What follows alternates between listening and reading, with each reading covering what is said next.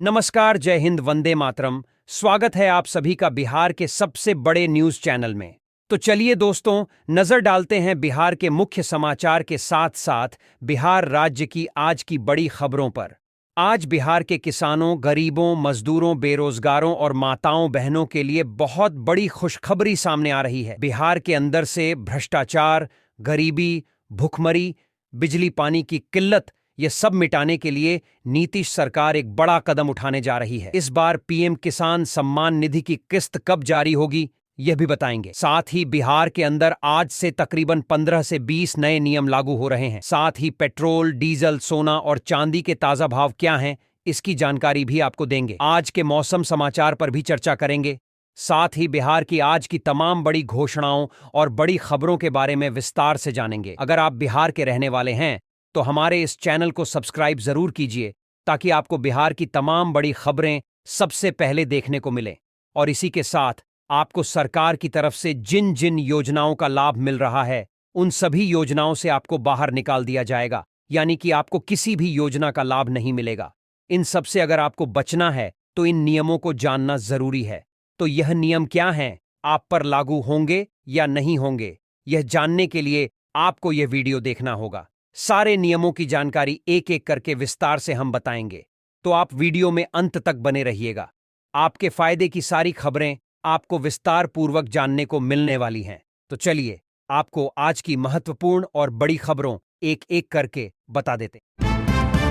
महिलाओं को आर्थिक रूप से सशक्त बनाने के लिए बिहार सरकार ने नई पहल की है। सरकार ने घोषणा की है कि महिलाओं को इलेक्ट्रिक स्कूटी खरीदने पर करीब 60,000 रुपये तक की सब्सिडी दी जाएगी, जिससे उनकी आवाजाही आसान होगी और रोजगार के अवसर भी बढ़ेंगे।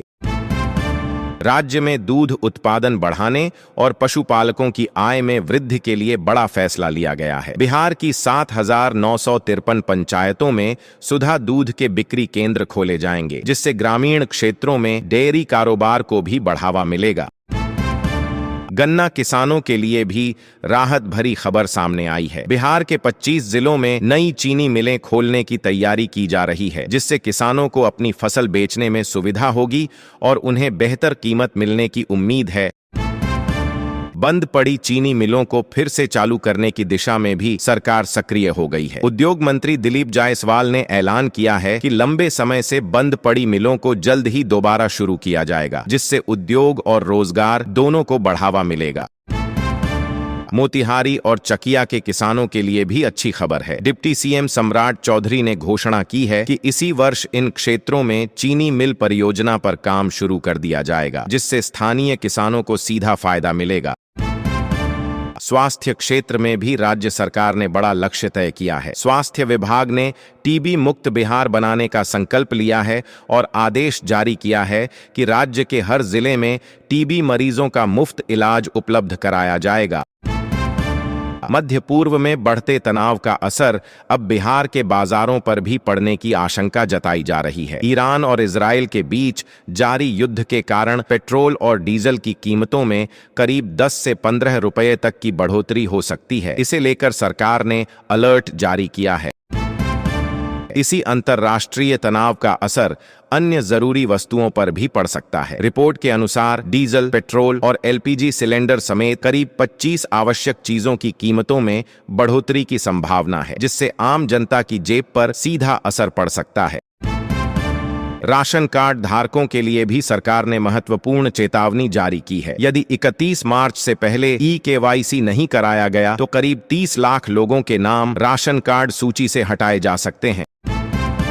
राज्य में कानून व्यवस्था को और मजबूत बनाने के लिए बिहार पुलिस आधुनिक तकनीक का सहारा लेने जा रही है। करीब 24 करोड़ रुपए की लागत से हाईटेक ड्रोन खरीदे जाएंगे, जिनकी मदद से अपराधियों पर आसमान से नजर रखी जाएगी। पटना सिविल कोर्ट को फिर से बम से उड़ाने की धमकी मिलने के बाद सुरक्षा एजेंसियां सतर्क हो गई हैं। 1 महीने के भीतर तीसरी बार ईमेल के जरिए धमकी मिलने के बाद कोर्ट परिसर की सुरक्षा बढ़ा दी गई है। डिप्टी सीएम सम्राट चौधरी ने पलायन के मुद्दे पर भी बड़ा दावा किया है। उन्होंने कहा कि आने वाले 5 वर्षों में बिहार से पलायन की समस्या काफी हद तक कम हो जाएगी और गरीब मजदूरों को राज्य के भीतर ही रोजगार उपलब्ध कराया जाएगा। शराबबंदी को लेकर भी सरकार का पक्ष सामने आया है। डिप्टी सीएम सम्राट चौधरी ने कहा कि राज्य में शराबबंदी लागू होने की वजह से बिहार सरकार को हर साल करीब 300 करोड़ रुपए का नुकसान उठाना पड़ रहा है।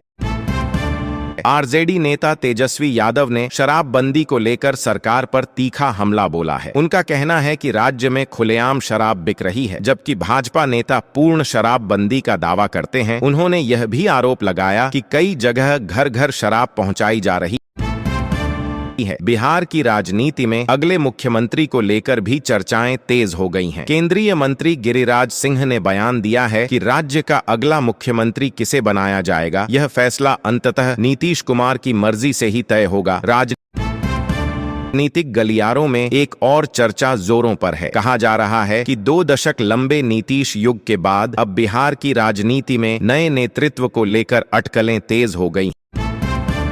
परिवहन विभाग ने फर्जी ड्राइविंग लाइसेंस के खिलाफ कड़ी कार्रवाई की तैयारी शुरू कर दी है। विभाग के अनुसार राज्य में करीब 30 लाख संदिग्ध ड्राइविंग लाइसेंस की जांच की जाएगी और फर्जी पाए जाने पर उन्हें रद्द कर दिया जाएगा। बिहार सरकार ने सड़क किनारे खुले में मांस, मछली और मुर्गा बेचने पर भी सख्त रुख अपनाया है। सरकार ने स्पष्ट निर्देश जारी किए हैं कि अब इस तरह की बिक्री सड़क किनारे नहीं की जा सकेगी। गैस सिलेंडर को लेकर भी कई जिलों में चिंता का माहौल देखा जा रहा है। खबर है कि बिहार समेत देश के कई हिस्सों में गैस सिलेंडर की बुकिंग प्रभावित हुई है, जिसके कारण होटल और रेस्टोरेंट बंद होने लगे हैं, जबकि बिहार के 15 जिलों में सिलेंडर लेने के लिए लोगों की लंबी कतारें लग रही हैं और पुलिस की निगरानी में वितरण किया जा रहा है। बिहार के 10 लाख गरीब किसानों को बड़ी राहत देने की तैयारी है। सरकार ने घोषणा की है कि केसीसी के तहत लिया गया फ्री लोन माफ किया जाएगा। इसे लेकर बिहार सरकार ने आधिकारिक आदेश जारी कर दिया है। ई श्रम कार्ड धारकों के लिए भी राहत भरी खबर आई है। राज्य के गरीब और मजदूर वर्ग के लोगों के खातों में डीबीटी के माध्यम से सीधे 5,000 रुपए भेजे जाएंगे। इसके लिए बिहार सरकार ने निर्देश जारी कर दिए हैं। प्रधानमंत्री किसान सम्मान निधि योजना को लेकर बड़ी अपडेट सामने आई है। बिहार के करीब 75 लाख किसानों के खाते में 20 मार्च से पहले योजना की 22वीं किस्त के तहत 3,000 रुपए भेजे जाएंगे। गरीब परिवारों के लिए भी सरकार ने बड़ी घोषणा की है। जिन लोगों के पास अब भी कच्चे मकान हैं, उन्हें प्रधानमंत्री आवास योजना के तहत पक्के घर बनाने के लिए जल्द ही 1,200 रुपए की सहायता राशि दी जाएगी। सड़क दुर्घटना में जान गंवाने वालों के परिवारों को आर्थिक मदद देने का फैसला भी लिया गया है। अब ऐसे मामलों में मृतक के परिवार को 1 लाख रुपए तक की सहायता राशि दी जाएगी। बिहार सरकार ने इसे लेकर आदेश जारी किया है। राज्य के सभी 38 जिलों में नल जल योजना की मरम्मत का बड़ा अभियान चलाया जाएगा। इसके लिए करीब 500 करोड़ रुपए खर्च किए जाएंगे ताकि लोगों को बेहतर पेयजल सुविधा मिल सके। बक्सर जिले में बड़े निवेश की घोषणा हुई है। यहां करीब 1700 करोड़ रुपए की लागत से कोका कोला और सीमेंट का बड़ा कारखाना स्थापित किया जाएगा, जिसका उद्घाटन डिप्टी सीएम सम्राट चौधरी ने किया है। वाल्मीकि नगर एयरपोर्ट के विकास कार्य को भी तेज कर दिया गया है। करीब 38 करोड़ रुपए की लागत से यह एयरपोर्ट बनाया जाएगा और इसे 11 महीनों के भीतर तैयार करने का लक्ष्य रखा गया है। इसके लिए टेंडर जारी कर दिया गया है। बिहार में अब हर वार्ड में जीविका समिति बनाई जाएगी। सरकार का कहना है कि इससे महिलाओं को रोजगार और प्रशिक्षण दोनों उपलब्ध कराए जाएंगे। राज्य के 7 जिलों में जल्द ही 50 बेड वाले नए सरकारी अस्पताल खोले जाएंगे, जिससे गरीब और मजदूर वर्ग के लोगों को मुफ्त इलाज की बेहतर सुविधा मिल सकेगी। बिहार के पशु अस्पतालों में भी आधुनिक सुविधाएं जोड़ी जा रही हैं। अब यहां एक्सरे और अल्ट्रासाउंड मशीनें लगाई जाएंगी ताकि पशुओं के इलाज में आसानी हो सके।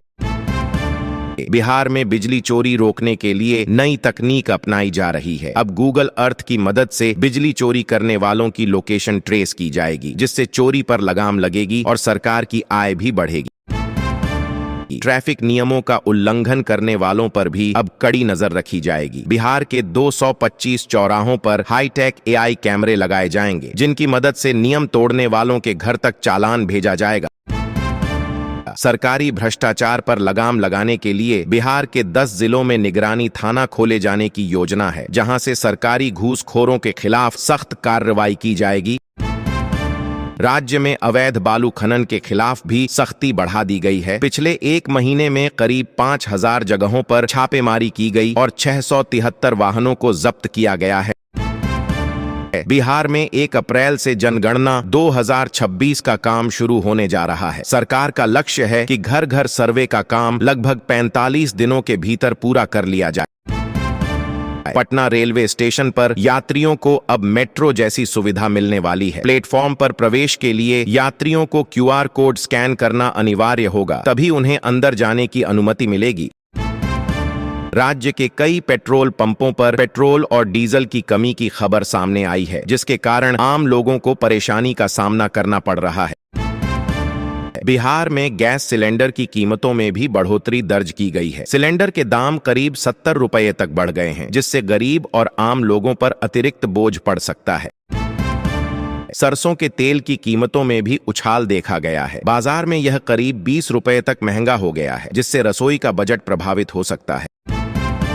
बिजली उपभोक्ताओं को भी झटका लग सकता है। बिजली विभाग ने दरों में करीब 4% बढ़ोतरी का प्रस्ताव रखा है, जिससे लोगों के बिजली बिल में बढ़ोतरी हो सकती है। राज्य में सरकारी बसों का किराया भी बढ़ा दिया गया है। किराए में करीब 8% तक की वृद्धि का प्रस्ताव पास किया गया है, जिससे यात्रियों पर अतिरिक्त आर्थिक बोझ पड़ सकता है।